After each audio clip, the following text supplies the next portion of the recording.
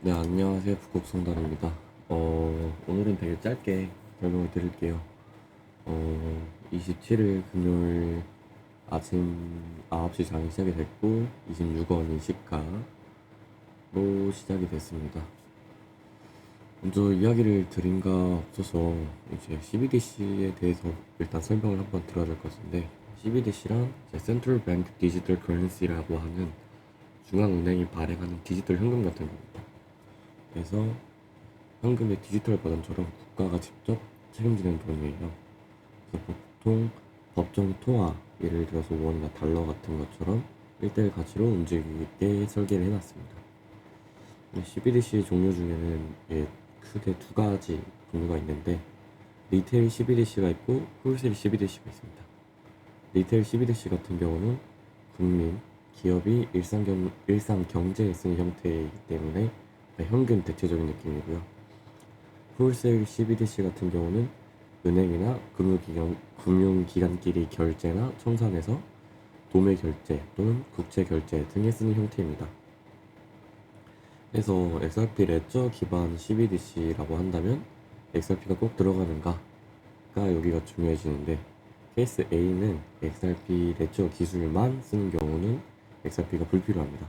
따라서 중앙은행이 허가형으로 프라이빗 또는 퍼미션드 레저로 운영을 한다면은 원장 기술은 XRP 원장 계열일 수 있어도 수수료나 결제 자산으로 XRP를 안 쓰게 설계가 가능할 수 있습니다. 즉, 이거는 XRP, 즉 리플 회사나 기술이 채택이 되는 것이 XRP의 토큰의 수요가 폭증이 항상 같지 않게 될 수 있다라는 겁니다.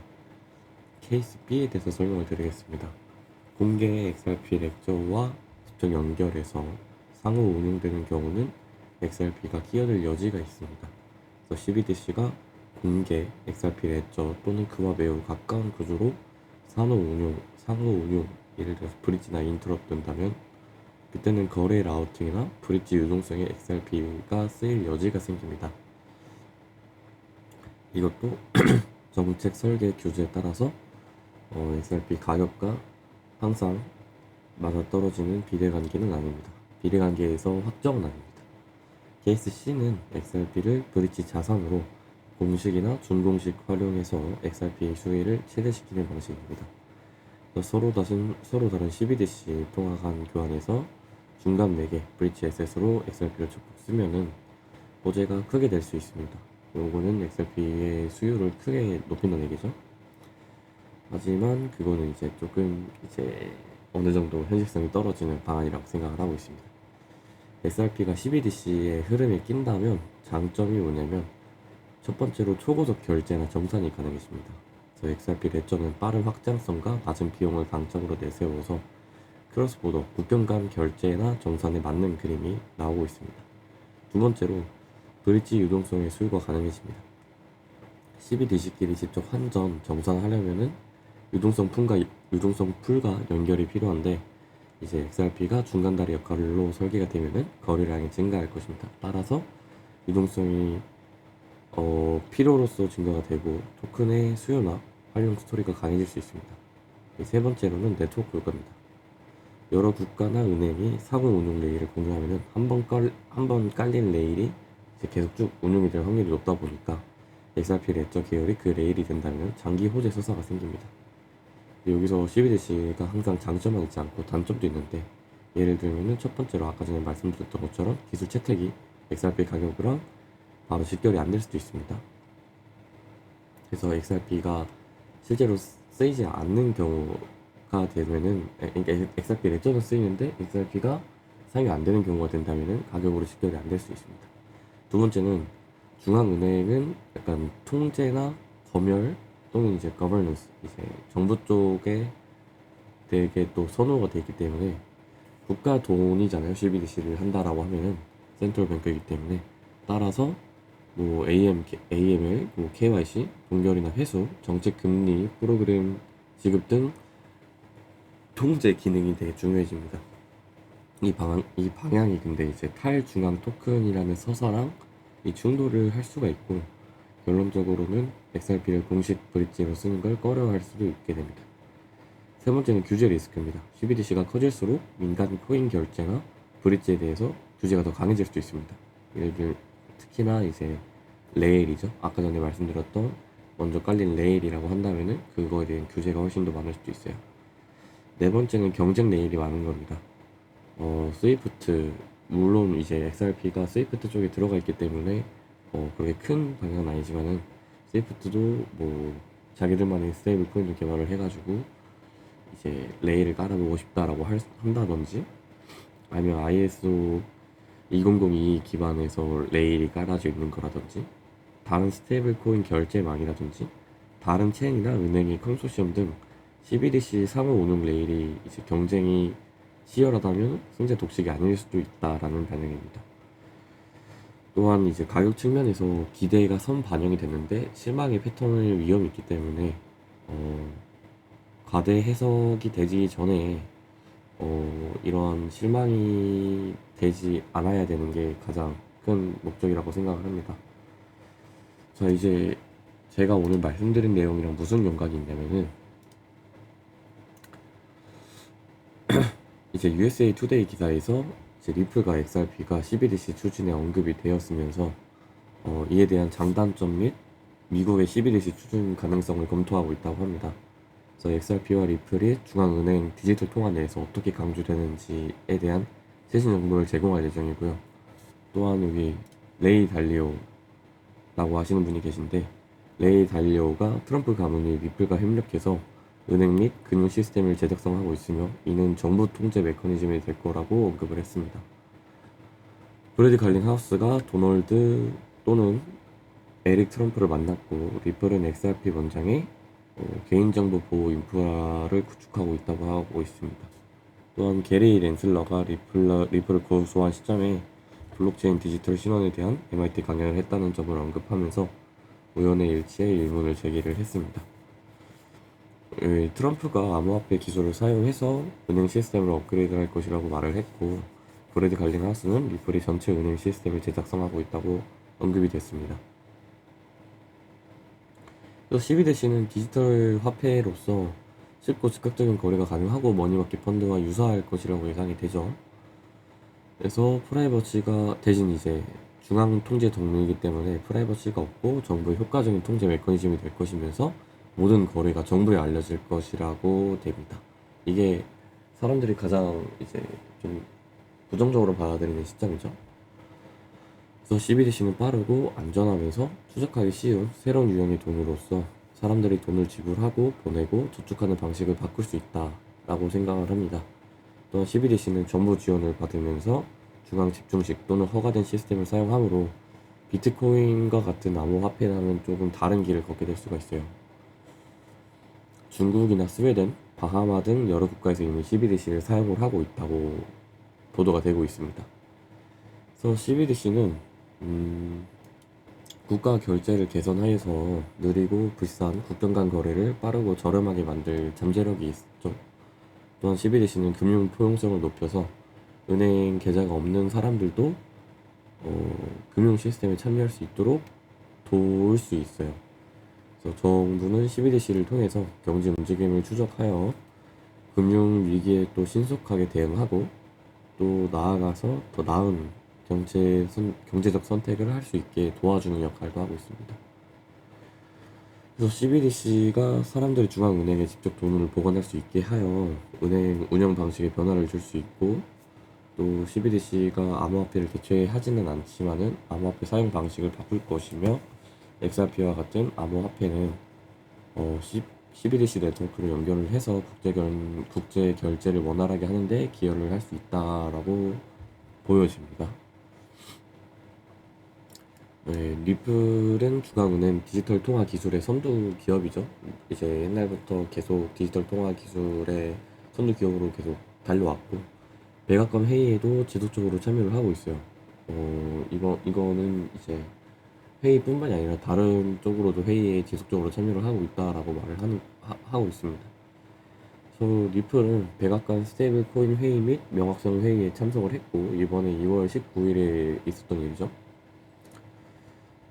전 세계 규제 기관과 협력 중에 있습니다.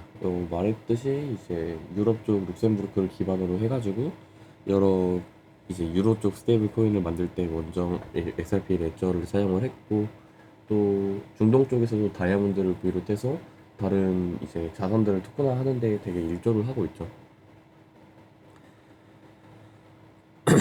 그래서 리플은 이번에는 또 FCA 싱가포르로부터 EMI 라이선스와 암호화폐 등록을 받았으면서 두바이와 같은 MENA 지역에서도 라이선스를 추진을 하고 있습니다.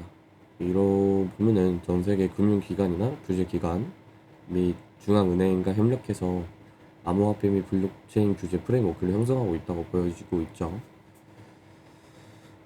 그래서 미국 중앙은행 디지털 통화를 완전히 금지하는 법규는 없는데 연방 법규와 행정명령으로 인해서 CBDC 공간이 제한이 되어 있어요. 그래서 미국 의회는 연준이 의회 승인 없이 CBDC를 발행하거나 시범 프로그램을 운영하는 것을 금지하는 법안을 통과를 시켰습니다. 또 트럼프 대통령은 CBDC 설립, 발행 및 유통을 금지하는 행정명령에 서명을 했지만 미래 대통령은 이를 수정하거나 취소할 수 있죠.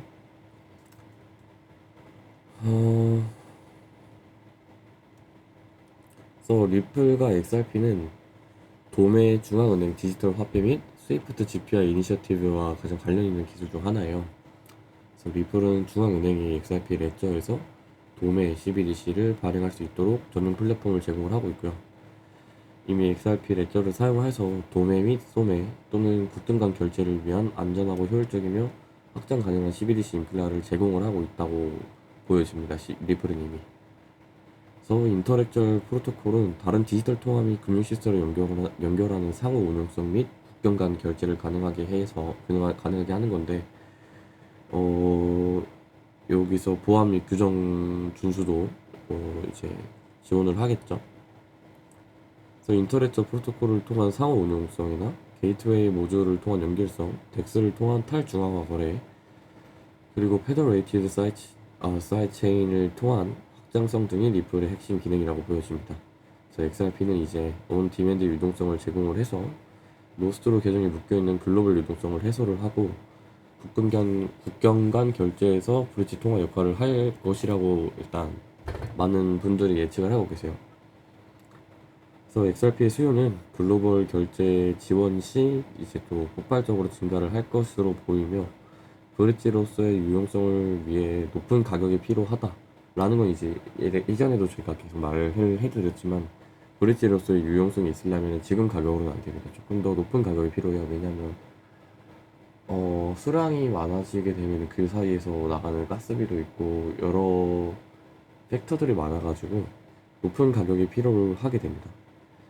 그래서 JP 모건 이제 전 세계에서 1위 쪽이죠.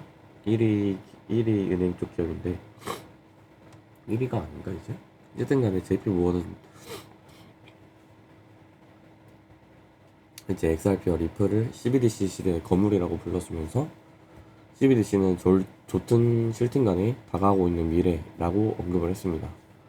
따라서 지금 XRP 가격이 떨어지는 게 저희가 알고 있는 내용들과 종합을 해서 본다면은 되게 여러 재밌는 이야기가 나올 수도 있을 것 같아요. 물론 이거는 제가 생각하기에는 축적성 루머라든지 축적성 정보라고 생각을 합니다. 그래서 유튜브에도 축적성 정보라고 이제 올려드릴 거고요. 다만 이제 여러 정보들이 좀 많이 모여 있기도 하고 잘 모르겠어요. 이게 폭등의 신호점이 될지는 잘 모르겠지만, 일단은 이제 가장 나쁜 건 사실 실패가 아니라 이제 기대감을 맞추지 못했다. 실망감으로 인한 사람들이 던져서 가격이 내려가는 것도 없지 않아 있을 수도 있을 거라고 생각을 합니다. 다만 이제 어느 쪽으로든 간에 리플은 선두주자를 달릴 것이고요. 또 그렇기 때문에 저는 암호화폐 시장이 다 망해도 리플은 살아남을 것 같다라고 생각을 하는 편이거든요. 왜냐하면 12DC는 다가오고 있는 미래고, 리플은 지금까지 인프라스트럭처라든지 인프라라든지 이 원장이 XRP보다 더 뛰어난 레저는 지금 존재하지 않는다라고 생각을 해요. 따라서 XRP는 계속 선두주자를 달릴 거고, 계속해서 일을 할 거고, 리플이 가장 일을 잘하는 것 같아요. 제가 봤을 때는. 여러분들의 생각했을 때 다를 수도 있지만, 저는 리플 항상 검색하면은 얘네들이 제일 일을 제일 열심히 하는 것 같습니다. 비트코인, 이더리움, 뭐 엔소 뭐 다 싹 다 포함해서 XRP만큼 일을 많이 하고 잘하는 쪽은 저는 잘 못 봤어요. 그래서 XRP는 저는 앞으로도 쭉 좋은 모습을 보여줄 것 같다라고 생각을 하는 편이고, 또 이제는 백도 있죠. CFTC라는 거대한 백도 있기 때문에 어 그리고 이렇게 만약에 트럼프가 CBDC든 아니든지 간에 이런 암호화폐 시대를 만들고 스테이블 코인을 만들고 국경간 결제가 가능하는 그런 결제가 된다면은, 그러면은 다음에 나올 대통령이라 하더라도 이걸 굳이 버릴 이유는 없을 것 같아요. 여기도 돈을 많이 쏟아붓고 많은 성장세를 이뤄낸 곳인데 굳이 이거를 다 싹 다 팔아버리면서 굳이 그럴 이유는 없다고 생각을 하기 때문에, 음, 많은 분들이 금요일, 미국 시간 금요일 전에 XRP를 사두라라고 말을 하고 있습니다. 지금 제가 가져오진 않았는데, 엑스라든지 유튜브라든지 외국 분들께서는 좀 많이 그런 식으로 말씀을 하고 계신 것 같아요. 그래서 저는 이제 XRP를 사라 마라 이렇게 말씀을 드릴 수는 없지만, 여러분 홀더분들 같은 경우에서 조금 관망을 해보시면서 본인의 심정에 맞게, 본인의 관망에 맞게 던지실 분들은 던지시고 터실 분들은 터시고, 나는 매수를 이쯤에 하겠다, 나는 지금 하겠다, 요쯤에 하겠다 라고 하시는 분들은 또 잡으시면 좋을 것 같다라고 생각을 하는 편입니다. 근데 이때 저의 지금까지 경험에 따르면은 너무 아래쪽으로 매수를 낮춰서 보다 보면은 저를 태우지 못하고 출발하는 경우가 항상 있더라고요. 그래서 좀 보수적으로 잡아서 매수하실 분들은 매수를 진행을 하시고, 매도하실 분들은 좋은 가격에 매도를 걸어주시는 게 좋을 것 같다라고 생각을 합니다. 영상 여기까지 찍고 다음 영상이나 뭐 댓글에 혹시나 궁금한 점 알려주시면 바로 또 영상 제작해서 올릴 수 있도록 하겠습니다. 네, 오늘 하루도 즐거운 하루 되시고요. 즐거운 금요일 보내시고 즐거운 주말 되시길 바라겠습니다. 조각순달이었습니다. 감사합니다.